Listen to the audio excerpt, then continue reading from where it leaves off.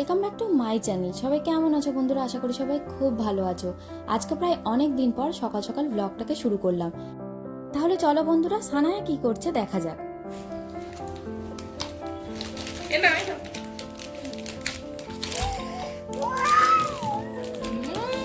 পছন্দ হয়েছে? বলিয়ে রাখো।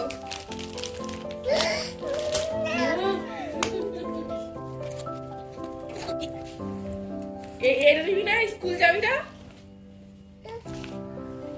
খুলবো? খুল।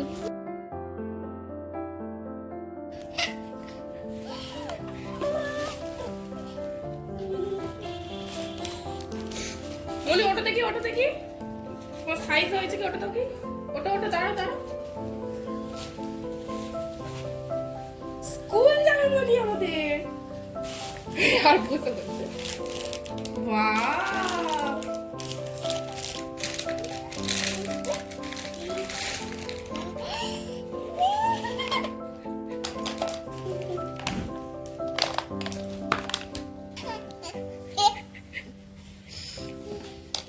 দেখি দেখি পেন্সিল বক্সটা দেখি, আমার দেখাও একটু। ও সানায়া একটু দেখাও।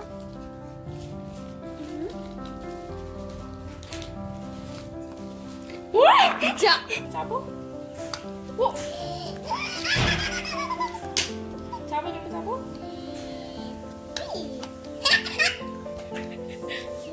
খুব মজা। সানায়া প্রথমবার স্কুল যাবে, তার জন্য ওর নানিমা আর নানু ওকে এই সমস্ত কিছু কেনাকাটা করে দিয়েছে। যাই হোক, সেসব নিয়ে পরে কথা বলা যাবে। এখন তাড়াতাড়ি লাঞ্চ করে নিতে হবে। এখানে আছে ভাত, আর তার সঙ্গে আছে ভোলা মাছের ঝাল সর্ষে দিয়ে। ভোলা মাছ খুব একটা পছন্দের মাছ না, কিন্তু মা যখন সর্ষে দিয়ে বানায় তখনই খেতে ভালো লাগে। এদিকে আছে শিম ভাজা, আর তার সঙ্গে আছে মানকচুর তরকারি। আরও একটা কিছু ঢাকা দেওয়া আছে, দেখা যাক এটার মধ্যে কি আছে। ও আচ্ছা, এটার মধ্যে আছে ইলিশ মাছের ঝাল। মা পাতলা করে সর্ষে দিয়ে এরকম ইলিশ মাছের ঝোল যখন বানায়, এটা দিয়ে পুরো ভাত খাওয়া হয়ে যায়। এটা আমার সব থেকে প্রিয় রান্না। তাড়াতাড়ি লাঞ্চ একটাই কারণ হলো, আজকে আমরা সবাই মিলে ঘুরতে যাবার। ঘুরতে নিয়ে যাচ্ছে সালমা আর ইমরান, মানে আমার মেজো বোন আর মেজো বোনের বর। সবাই মিলে তো ঘুরতে যাচ্ছি, কিন্তু এখানে আমার ছোট বোন নেই আর আমার বাবা নেই। আমার বাবা তো সেরকম কোথাও একটা যায় না, আর আমার ছোট বোনের একটা ইম্পর্টেন্ট কাজ পড়ে যাওয়ায় তার জন্যই আর কি ও যাচ্ছে না। সবাই মিলে গেলে ভালো হতো, কিন্তু কি আর করা যাবে। আজকে সকালবেলা আমার মেজো বোন ফোন করে হঠাৎ বলল যে দিদি চল, কাছে একটা ভালো ঘুরতে যাওয়ার জায়গা আছে, সানায়াকে নিয়ে ঘুরতে যাব। আসলে ও প্রায় সময়ই বলে যে আমি যখন এসে থাকবো তখন সানায়াকে নিয়ে ও কোথাও একটা ঘুরতে যাবে। সেটা আর হয়ে ওঠে না। আমি আসলেও তো খুব একটা বেশি দিনের জন্য আসি না, আসি আবার ঘুরে চলে যাই। আজকে যখন আছি আমি আর না করিনি, আমি বললাম যে চল সবাই মিলে ঘুরে আসি। এদিকে আমার মাও যেতে চাইছিল না আমার বাবার কারণে। বাবা তো অসুস্থ মানুষ, যখন তখন ওনার শরীর খারাপ লাগে, তার জন্য মা একদমই কোথাও যেতে চায় না। তো মাকে এক প্রকার আমরা জোর জবরদস্তি করেই নিয়ে যাচ্ছি। আর বারুইপুরের এই দিকটাই খুব একটা আসা হয় না, অনেক দিন পর এই দিকটায় আসলাম, বেশ ভালো লাগছে।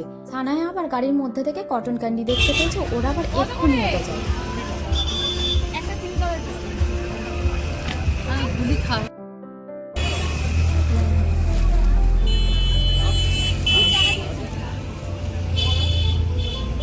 তোমাদের সঙ্গে গল্প করতে করতে আমরা কিন্তু প্রায় পৌঁছে গেছি। গাড়ি থেকে সবাই নেমে পড়েছি, সানায়াকে কিভাবে যে নামাবো তার ঠিক নেই। কটন ক্যান্ডি নিয়েই ব্যস্ত হয়ে আছে, আর পুরো মুখের অবস্থাটা কি করেছে একবার দেখো তোমরা বন্ধুরা। আমার সঙ্গে তো একেবারেই নামতে চাইছিল না, তারপরে ইমরান ওকে নামিয়ে নিয়ে আসছে। আর আমরা এখন যাচ্ছি সামনের দিকে। সবাই মিলে কোথাও গেলে কি ভালো লাগে, তাই না? আর এখানকার বাইরের পরিবেশটাও কিন্তু বেশ ভালো। ভেতরের দিকে যাই, কারণ অনেকদিন আগে যখন এসেছিলাম তখন একরকম ছিল, আর এখন কিন্তু একটু অন্যরকম লাগছে।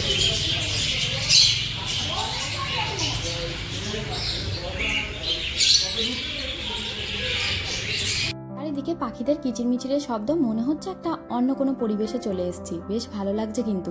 এটাকে কিন্তু বারুইপুরের মিনি জুও বলা হয়। সবাই মিলে ঘুরতে চলে এসেছি এখন বারুইপুরের আরণ্যক বনভোজন উদ্যানে।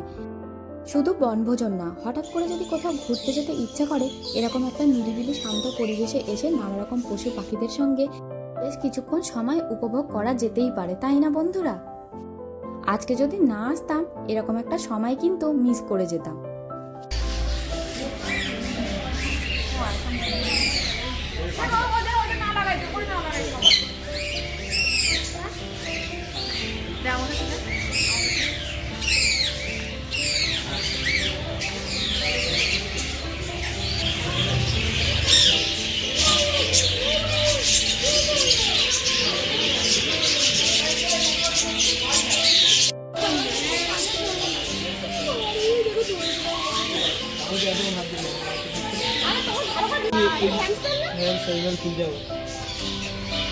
এই আরণ্যক বনভোজন উদ্যানে আসার জন্য মাত্র 10 টাকা করে টিকিট কাটতে হয়। নানা রকমের পশু পাখি তো আছেই, তার সঙ্গে কিন্তু ফুলের বাগানও করা আছে।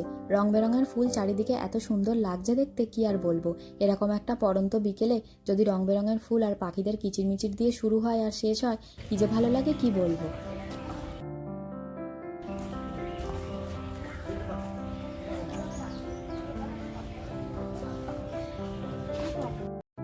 বড় একটা ময়ূর গাছের ডালে উঠে বসে আছে।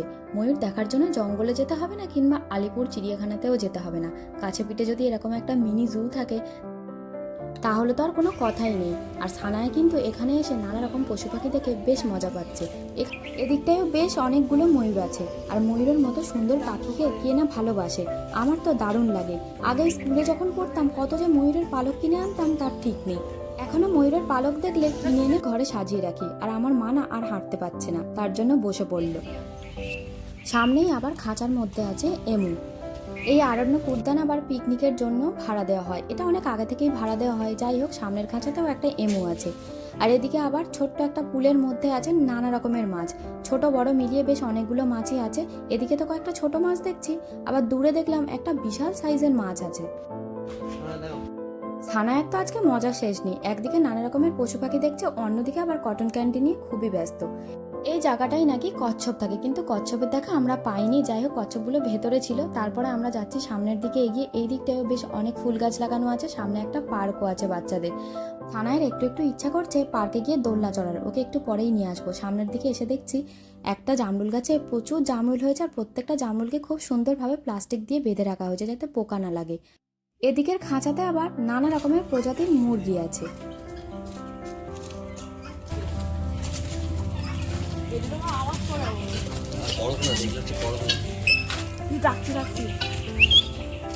হাত দে সালমা, হাত দে।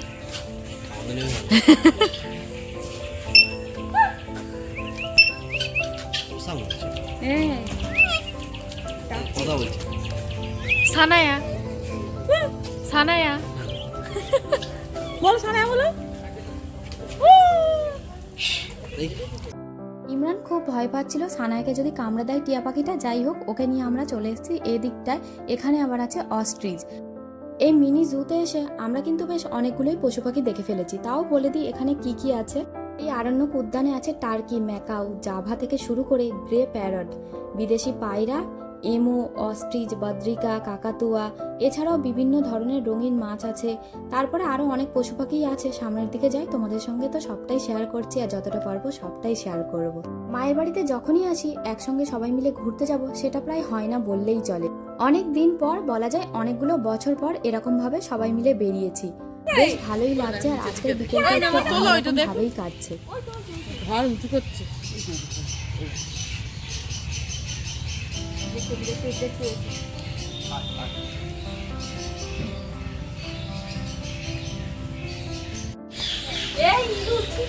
খুব পছন্দ আছে ইঁদুরটা। আমরা এখানে এসেছি বেশ অনেকক্ষণই হলো। নানা রকমের পশু পাখি দেখতে দেখতে সময় যে কখন কেটে যাচ্ছে একেবারেই কিন্তু বুঝতে পারছি না।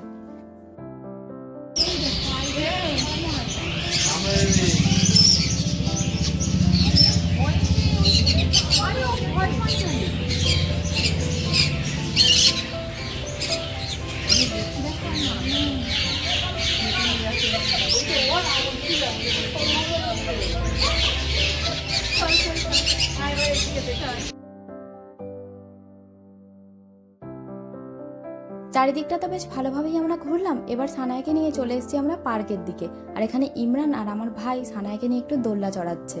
এদিক দিয়ে যখন একটু আগে যাচ্ছিলাম, সানায়ার কিন্তু তখন খুবই ইচ্ছা করছিল পার্কে আসার। যাই, পার্কের এদিকে খুব একটা পশু পাখি নেই, তাই ভেবেছিলাম একদম শেষের দিকে ওকে এসে পার্ক থেকে ঘুরিয়ে নিয়ে যাব। আর এদিকে যে পশু পাখিগুলো আছে একদম বেরোনোর আগে আমরা দেখে তারপরে এখান থেকে বেরিয়ে পড়বো। এতক্ষণ তো রং বেরঙের পাখি দেখেছি, মাছ দেখেছি, তারপরে আবার অস্ট্রিচ, এমু, এই সব কিছুও দেখেছি। তারপরে এখন ঘোড়াও দেখে নিলাম। অনেক কিছু দেখা হলো। এবার ফিরে যেতে হবে, কারণ একটু পরেই সন্ধে হয়ে যাবে। আর সন্ধে হলে না তখন এখানে খুব একটা আর ভালো লাগবে না।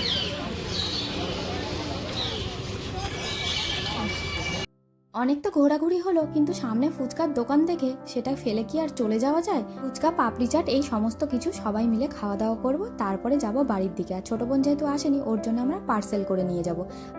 এই কাকু যখন ফুচকার পাপড়ি চাট বানাচ্ছিলেন, ভেবেছিলাম নর্মাল সব দোকানে যেমন হয়ে থাকে ভালোই খেতে হবে, কিন্তু সত্যি বলছি এতটাই টেস্টি ছিল যে আমাদের খেয়ে মন ভরে গেছে।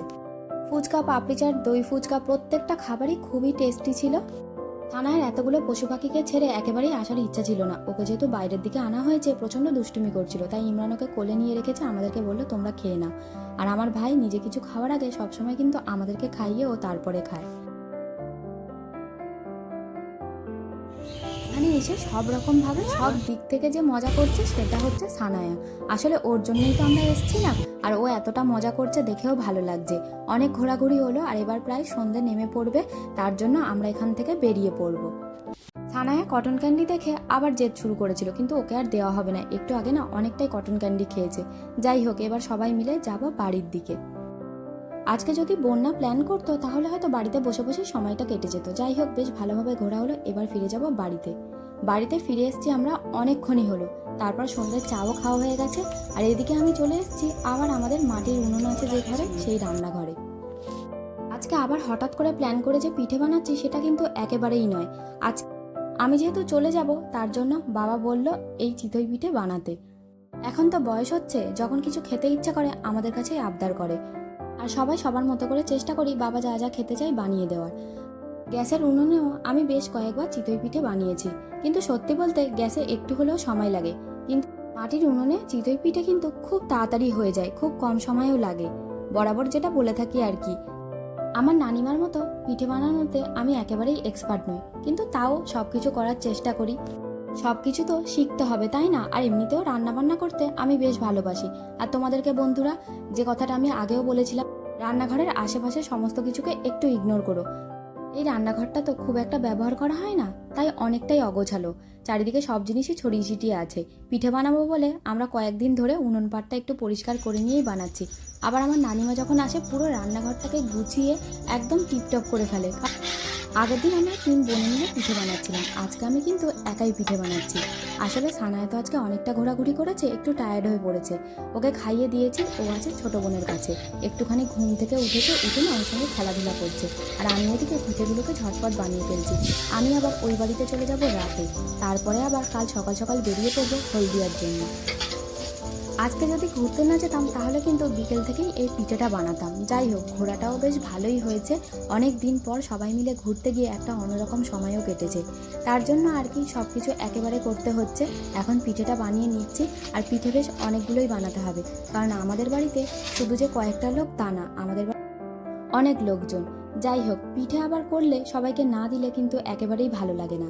অনেকটা পিঠে বানানো হয়ে গেছে, আর এদিকে মা কিছু শুকনো পিঠে রেখে দিয়েছে, এগুলো গুড় দিয়ে খাওয়ার জন্য। আর কিছু পিঠে না মা দুধের মধ্যে ভিজিয়েও দিয়েছে। সবাইকে তো দেওয়া হবে, তার সঙ্গে আমাকেও প্যাক করে দেওয়া হবে আমাদের ওই বাড়ির জন্য।